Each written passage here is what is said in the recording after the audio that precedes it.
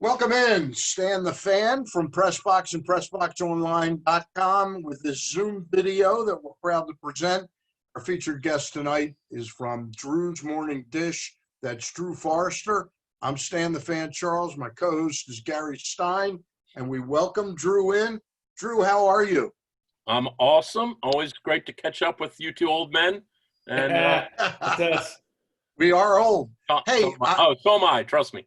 Hey, what drew my attention to you, and you know I love you. We've known each other now a long, long time. Absolutely. But I noticed that I got some props. I was number 9 on your top 10 in your media people, It was a top 8. It was the top 8, and I was 9. Where was Stein? That's what I wanted to know. Yeah, for the record. 32. Good, thank you. Hey, so who are some of the other people on that list? Seriously.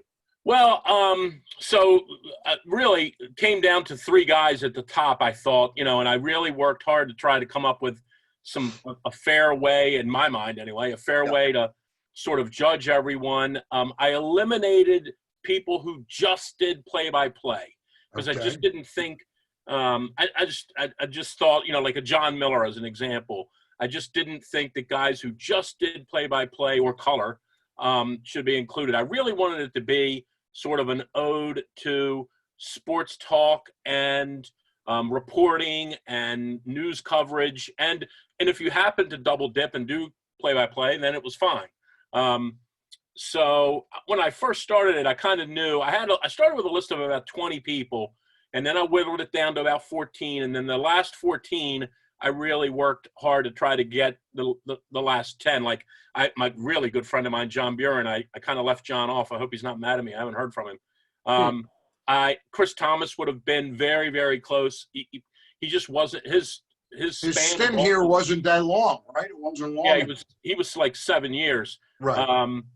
So it just the final 3 were really hard because. So who were like the 5, 4, 3, 2, 1? Let me think off the top of my head. Keith Mills was number 4. Okay. And Charlie and Scott and Vince were in the final 3, and it really took me. I went with Scott in the end because I felt like Scott really, over the course of his 40 years, Scott really did everything. Yeah. And he did it really well. I thought he was outstanding on the Ravens games. He was obviously sports anchor at Channel 2 for 25 or 30 years, and I thought he was really, really good in the sports talk radio hosting chair. I agree. Charlie, as much as I love Charlie, and I knew Charlie growing up and shoveled Charlie's walk, and he still owes me money for a bunch of those things. But Charlie, the one thing that I guess the one thing Charlie never had to navigate was the social media aspect of things. Like, I don't know how Charlie would have dealt with all of that. But it was a lot of fun, you were number 9. He wouldn't be real. Yeah, I don't think that would be up Charlie's alley. No.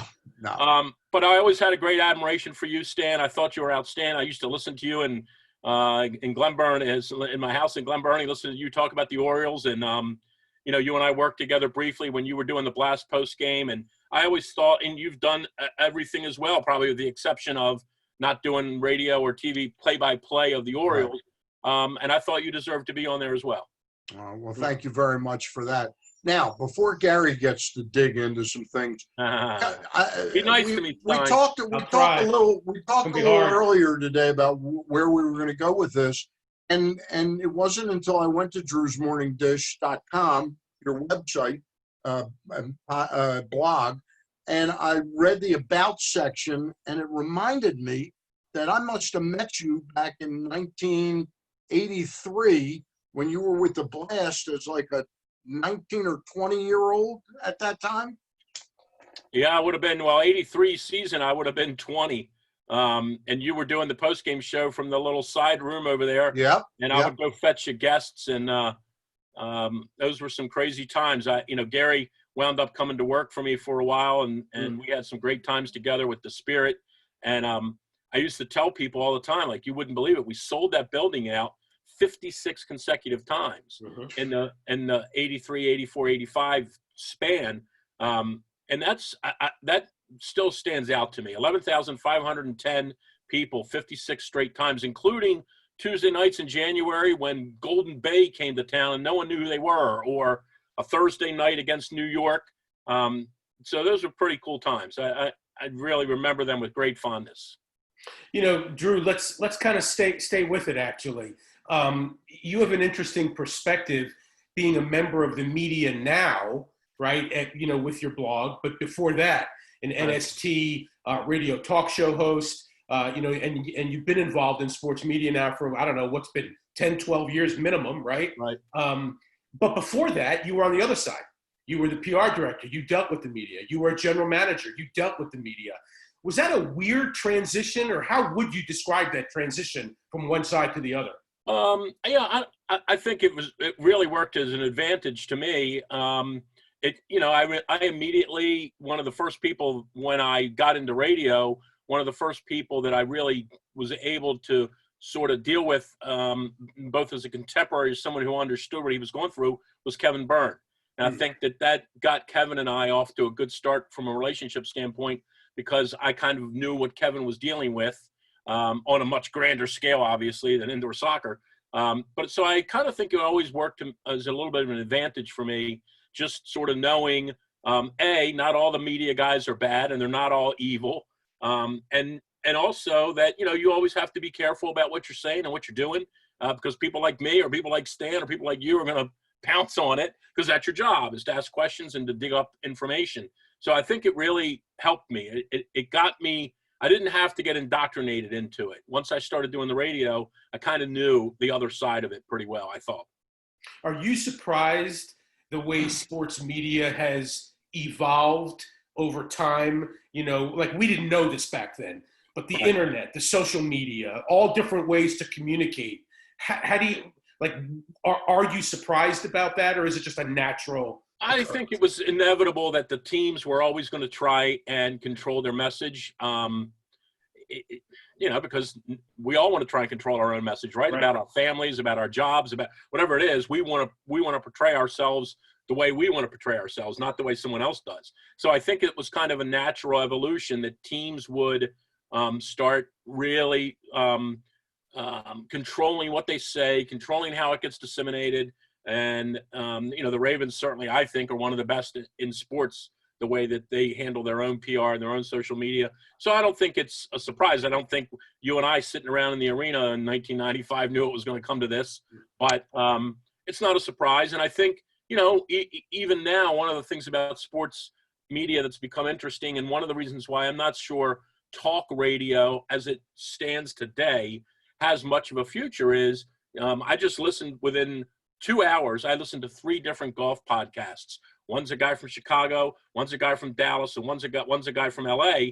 And all the information that I would want about golf, I could kind of glean from any of those 3 guys. I don't need to go to a website, and I don't need to hear what the Golf Channel tells me. I can go listen to anyone talk about golf, in this case, golf. And in some cases, that might not be great, because some of the people aren't really that informed. They're just sitting around in front of a microphone spewing stuff. But if you find the right people and they're knowledgeable, you don't really have to go to the 4-letter network anymore to get your sports stuff. So I think talk radio as we've known it, I don't want to say it's going to die, but I think more and more, there are so many more options for people to consume sports that just sitting around and listening to the radio, or sitting in your car listening to the radio, 15 years from now, no one's going to do it. And we're all going to go, remember back in the old days when we used to listen to talk radio? I just don't think 15 years from now, it just won't even exist, is my guess. I don't know. So when you left talk radio, and unceremoniously you left, how long did it take you to come up with the idea of what you were going to do next, your next incarnation, which is DMD, Drew'sMorningDish.com? How long did it take you to think of that and actually execute the changeover? 5 o'clock Friday night, I sat at an eatery in White Marsh with a friend of mine named Tony Young. He had emailed me at 3 o'clock once sort of all of the news broke, and he said, meet me at this place. I want to talk to you. I went and met with him.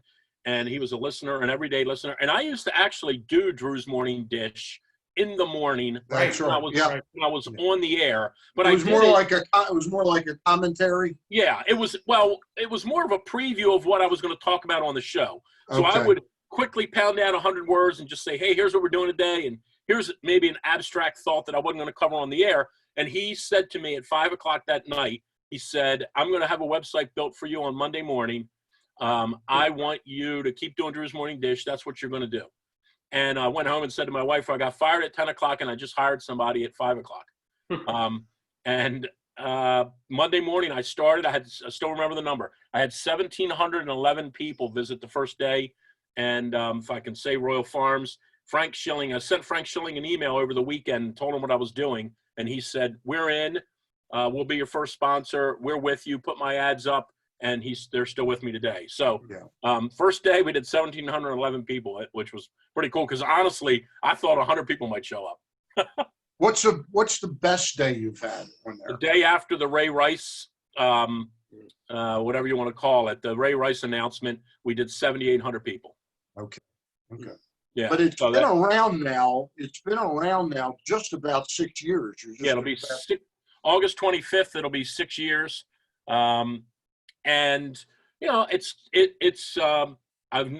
say this, I'll knock on wood. I'm not trying for any kind of streak. I've never missed a day. We've published. Yep. I've published from the hotel in London. I've published from the Masters. I've published from Pebble Beach.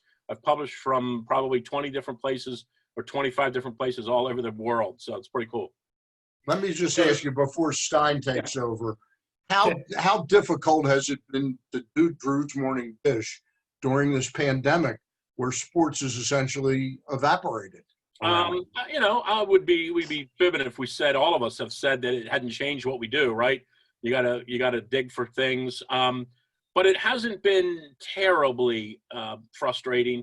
I do have some writers who do help, so I do have a staggered schedule of people who contribute and help me. But I think so far we've done okay. Now I've thrown in 40 friends in 40 days over the Lenten holiday to kind of try to bridge the gap a little. And I've done a couple of lists here and there, but I always try to make them topical. And the one I'm doing now about most underappreciated sports figures has been good for me because I've been able to go back and over time, and hindsight's 2020, right? I've been able to go back and see these people over time that really made an impact. And maybe while they were doing it, we didn't realize it. Like Todd Bozeman was one that I focused on because of how bad Morgan State basketball was before he got there. And he did when you look at what Todd Bozeman did in his 14 years, he did an unbelievable job at Morgan State, taking them from a 4-26, a perennial 4-26 team to where they went to the NCAA tournament 2 years in a row. So, you know, doing this exercise has really helped me. It's given me a chance to go back and look at people that maybe I didn't either give full appreciation to. And these were some of these people were even when I was on the radio. So it's been fun. I'm down to what today was number 4. It was Andy McPhail. So I'm down to the top 3. Top 3. Yep. Hey, if I'm not mistaken, Drew, you're wearing a Calvert Hall Cardinals cap, correct? Oh, I am. Yeah, you are. Oh, okay, good. Which kind of brings me to I thought that was the Arizona Cardinals cap. No, he's a Calvert Hall guy.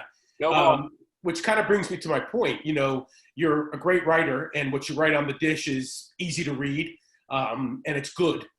But you wear a lot of hats. You're a writer. You're an entrepreneur. You go out and sell. You do a lot of different things. You've got some other side things within Drew's Dish, the travel, although that's probably not happening now. Right. But you do a lot of stuff. My question is, what's your day like? How do you compartmentalize it all to make it all happen? Well, good question. I am definitely an early riser. I've always been an early riser. It was one of the reasons why I think I adapted well to the radio. And, you know, from our days in the indoor soccer business, I was just a guy that it's in my DNA. I've just always been someone who gets up early. So I would be in the office at 7:30 or 8 o'clock every morning. So getting up at 4 or 4:30 for radio wasn't all that different for me. Mm-hmm. So I'm still 6 o'clock in the morning, get up some mornings, depending on what's going on. Sometimes I'll write a little bit or a lot even the night before, and I won't have as much to do the next day. But there are some mornings, this morning as an example, I got up with 0 written and did it all in 2.5 hours, 2 hours or so.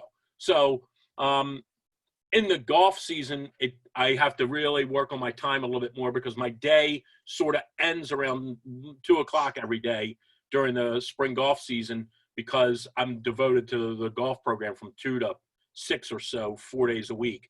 But in a normal day, I'll be up at 6 or so to get the website published. I try to get it up somewhere between 8 and 8:30. When school's in session and my kids are up early and I'm helping feed them and get them going, sometimes I can even get the website up earlier because I'm up earlier. Gotcha. Hey, before Stan gets into, and we'll both get into, topics of the day, sports, do they come back, do they not? How do they come back? What do they look like, etc. I did want to ask you, your start in indoor soccer, great times with the Blast. We see where indoor soccer is today. What do you think? What happened to indoor soccer? What's the future for indoor soccer? Oh boy, It's a loaded question. Yeah, you and I had a lot of those discussions, Gary. We really did. Well, I think in general, I would say this: that you have 2 or 3 different times of the sport. The early part of it ended in '91 when the league went out of business, and then we went into the NPSL, and that league kind of stayed around until about the late '90s. And then this iteration happened, and then they've had a couple of different goes of it. But I would say that in general, I think the first part, the very beginning when things were going really well, I think the owners just got really, really wrapped up in winning. And they started paying crazy salaries. I remember Mike Stankovic got $125,000 a year from Wichita when we were paying him like 90. I mean, and that was sort of that one little example of these owners who were like, we want to win, and if we've got to pay Stankovic $125,000, that's what we're going to do. And they just didn't have the revenue to there was no TV money. You were surviving back then on tickets and sponsorships. And if you think about it now, if you were starting a sport today, you would never start the sport without TV money, right? I mean, that would be the one thing. When this new football league started up, it started up because they had a TV contract. Right. So I think the first part of it definitely was impacted by the owners just kind of got the cart before the horse, and they just didn't have the revenue coming in, and they all lost so much money. And the few guys that won were willing to offset the money loss with the fact that they could walk around with a ring in their hand. But the ones that didn't all kind of went away. The second part of it, which you and I were involved in, without question, the MLS killed that league. Yeah, I really believe that if the MLS wouldn't have come around, I think that league had a chance because the scoring was unique. Some people liked it, some people didn't like it, but you were always in the game. There were some crazy, wild finishes, and as Charlie Ekman would always remind you, it lent itself to gambling. Yeah. And we never really quite got there. You and I printed some paper pools one night, distributed them, and I got yelled at by the commissioner, if you remember that. I remember that. We had betting pools like you used to have. Right. You picked them up in the garage, and they had the front and the back, and you circle the teams for 10 points. That would have been the future. Gary and I did that, and the commissioner called and said, "Hey, I hear you guys are printing gambling slips at your game." So and now it's 20 years later, and everybody wants to figure a way into the game. Exactly. 100%. Like that was where Charlie was definitely ahead of his time. He was ahead of his time. There's no I can question. remember him. I can remember specifically Charlie at Capriccio in Little Italy, which now is named something else. Charlie, And by the way, excuse me for 1 second. We're talking about Charlie Ekman because you've referred to him as Charlie. right. For some people might not know who the hell Charlie is. And I can remember having lunch there with the commissioner of the league, the non-rural former, but this guy named Bill Kentling, who was the GM of Wichita. And I can remember Charlie in his own style with a bunch of words that we won't use, saying, if you don't get gambling into this league, the league's dead. Well, I can remember Charlie saying that to him. And Charlie just believed that in order to make it legit, you had to be able to bet on it. Hey, I want to talk to you about one of the things I think that separates you. You clearly, you can talk football with anybody, you can talk college sports with anybody, baseball with anybody, but there aren't that many people. Maybe Bruce Posner's the only other guy in town that talks a lot about golf. Tell us how important golf has been, not just the fact that you write about it and are knowledgeable and play it very well, but what it's done to building loyalty in the regular following, the regular audience you've developed. Well, I mean, it's kind of been my whole life, for better or worse. My wife recently, because we've been spending so much time together during the COVID, she's actually started to ask me to, don't you have a tea time today? So I'm recording those every time she does it. But, I mean, I kind of owe a lot of my life to golf. I was a good hockey player growing up. I was going to go to play at Delaware the November of my senior year, or October of my senior year in high school. They changed it from a varsity sport to a club sport, and I didn't go. Or they defunded it, or whatever you want to call it. And I didn't really play golf until I was in my 20s. And the reason I played was Kenny Cooper said to me, if you're going to be in the PR business, you got to be able to know how to go with Vince Bagley, and you got to be able to play golf with all the guys from the newspaper. And so that's really why I took it up. And, nobody in town really talks about it all that much. The newspapers don't cover it. They used to cover it. George Taylor used to write about it. And Jon Stewart, right. Both of those guys were really good writers. But nobody covers it anymore. And the local golf scene in terms of tournaments has really kind of dried up over the last 5 or 10 years. And, but I do follow the PGA Tour a lot. I love, I love professional golf. And I think there are incredible storylines if you're really into golf. Like the current storyline of this big kid, this DeChambeau, who gained all this weight and is hitting the ball 360 yards, is he's like a phenom. And in the golf world, it's a huge story because he may wind up either flaming out, or this could be a Mark Fidrich kind of story where he could win 10 tournaments in the next year because he's hitting the ball 40 or 50 yards past the longest guys. He could be like a John Daly without all the alcohol and women. Right. Yeah. Right. Yeah. Correct. So, I think there are a lot of great storylines. Every tournament that comes along, Phil Mickelson's been a great storyline for a long time. In fact, I mean, obviously Tiger has been the biggest needle mover in golf, but Mickelson by far has been the most entertaining golfer in the last 20 years, by far. Much more entertaining, if that's the right word, much more entertaining than Tiger, for sure.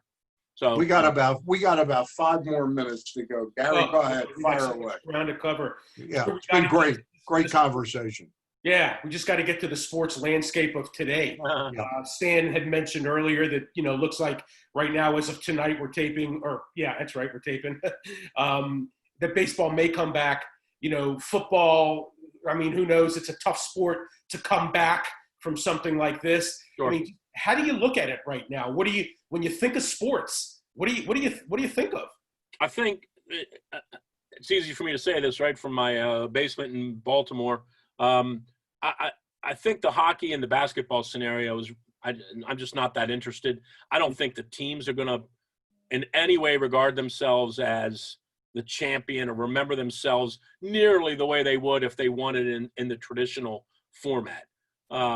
Will they still get rings and do they still get money and all that? Probably, but I'm just not that interested. I think football, it sort of looks to me to be inevitable. They're going to play at least some portion of the season without fans in the stands. I think of all the sports that fans make the most difference, without question, it's football. Yeah. So I'm really interested. Golf, it's interesting about golf. Most of the guys on the tour, if you look at the 156 guys that are playing or 144 guys that are playing this week in the tour event in Hilton Head, my guess is 100 of those kids played college golf. They're used to playing in front of nobody. It's not. No one goes to watch college golf other than their parents and their aunts and their uncles and their coaches. Like, you could go play a college golf tournament with the best players in college golf, and they might have 15 people watching them. So for the tour guys to get out last week and this week and next week and play in front of no one, the game is not really that much different for them. But I think these football players are going to really it'll be very interesting to see how the performance, the quality of their performance, I agree. If it's good or not, based on the crowds. We know that baseball is going to play, whatever they play, 60, 65 games. It's going to be fanless. Do you feel that football will have to follow suit with that and go fanless? or what? How do you think they will accommodate what's going on? Well, I don't see any way they can have the stadium full. That's Right. for sure, right? So then the next question is, do you just put 15,000 people in the stadium? And I'm putting my sports executive hat back on now. The issue with putting 15,000 people in the Ravens stadium is 55,000 people are mad. So the 55,000 that don't get to go are mad, and the 15,000 that get to go are thrilled. And which one of those two do you want to try to serve? I'm sure they've got some way, some algorithm to make sure every ticket holder gets into a game or two. But I just don't see how they can put people in the seats. Now, can they do 10,000 or something, or 15,000 maybe? And that might be better than zero. But remember, if they're going to put 15,000 people in there, they still have to open everything up in the stadium in order to accommodate the spacing. So they still have to open up all the concession stands, all the bathrooms, all the novelty places, all the food places. All those still have to be open, because you don't want 15,000 people going to 30% of the openings. Right. You want them spread out. Yeah, it's a really complicated and fascinating world that we live in right now. And if there's any, and God forbid, right? If there's any spike in this in July by some crazy stretch, all of a sudden we go back to kind of where we were in March. There may not even be a season. Yeah. I would never. Would you bet any money right now they're going to play football? No, I would not bet on it. I definitely wouldn't. I mean, that story that came out about the University of Houston, and it wasn't just a football, but all of a sudden they found 6 athletes in their athletic program that were positive. I mean, that was sent a chill up my spine as to whether these things can ever really, whether they can get back to what they were prior to the pandemic. Yeah, especially football. Yeah, Drew, final question for me. Everybody says after this pandemic is over, and who knows when that's going to be, all walks of life, all facets of life are going to be affected in one way or another. Restaurants may never be the same. Going to movies may never be the same. The distribution of movies has already changed. A lot of things are already changing. Do you foresee a long-term change in how fans relate to sports? Is there any danger at all that sports becomes less important or less relevant over time because of this? Well, I think it already has in 4 months. I think it has become less important to people. I think people have realized, people always said, like, I can't survive without baseball. I can't survive without golf, or I can't survive without the NFL. And what you found out 4 months into it is, yeah, you can. So I do think it's a great question. And I do think over time, people will find other things to do. People will just sort of realize, hey, it's kind of cool to watch and it's fun to watch, but I don't know that I need to keep shelling out $5,000 a year to go watch football games, or buy Oriole 13 game plans or 29 game plans or whatever. I'll just sit at home and watch it when I feel like watching it. And we really have become a society where we just sort of do. We watch things and listen to things now whenever we want to watch them. We don't have to go. When I was 16, my mom and dad and I would get around the TV and watch MASH on Tuesday nights at 8 o'clock, and you couldn't miss it. If you got in at 8:04, you missed 4 minutes. Mm-hmm. No one does that anymore. You just watch it whenever you want to watch it, right?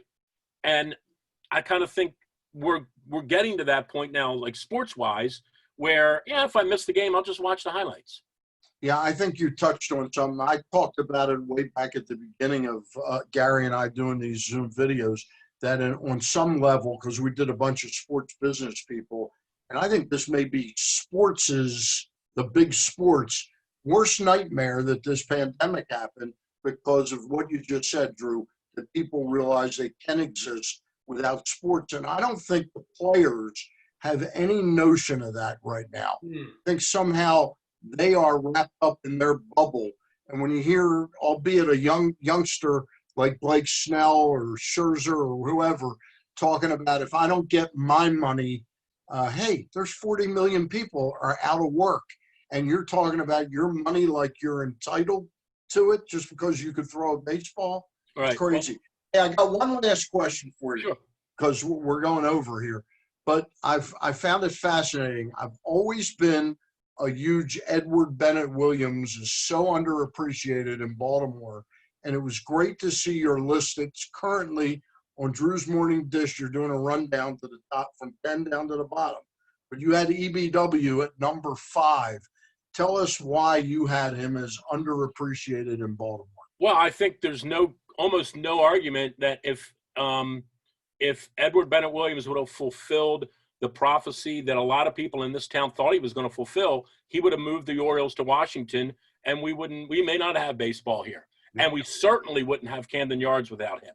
So, again, one of those hindsight things, when you go back and you really read up on what he did, he basically said to Schaefer, I'm going to keep the team here. I am going to keep the team, but in no way, shape, or form am I going to sign a long-term lease at that stadium because it just doesn't fit the way you can grow the product.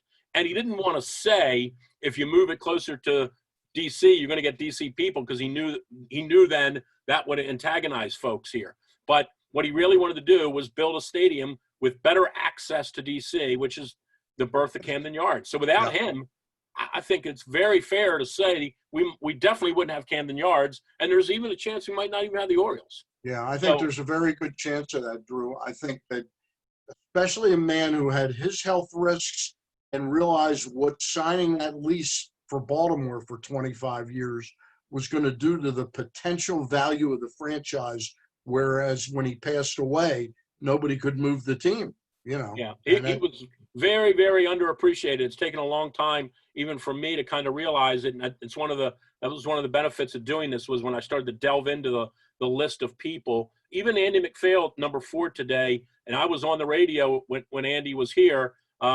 You look back and you say, the things that he did, the 4 or 5 real marquee things that he did, those were franchise-altering decisions with Buck and drafting Machado and getting Hardy and making the trade for Jones, who's kind of my favorite Oriole of all time. Like, McPhail really did a lot of important stuff here and never really got the credit for it, I don't think.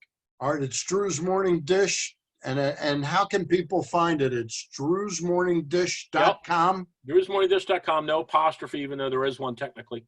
All right. Drewsmorningdish.com, and we're up every day, Monday through Sunday. I guess that's how you say it. Or Sunday 7 days a week. Yep, 7 days a week. Drew, it's a blast. And are you going to be on Glenn Clark's show? Are you going to be on Glenn Clark's show? I am going to. Friday? I will take one more week off, and then I'll be back next week. We're in a contract. Right. Glenn and I are in a contract dispute.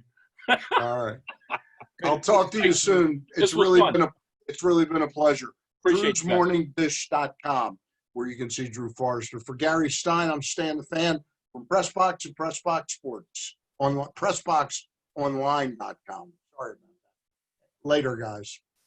See you guys. Thank you. All right. I think we stopped.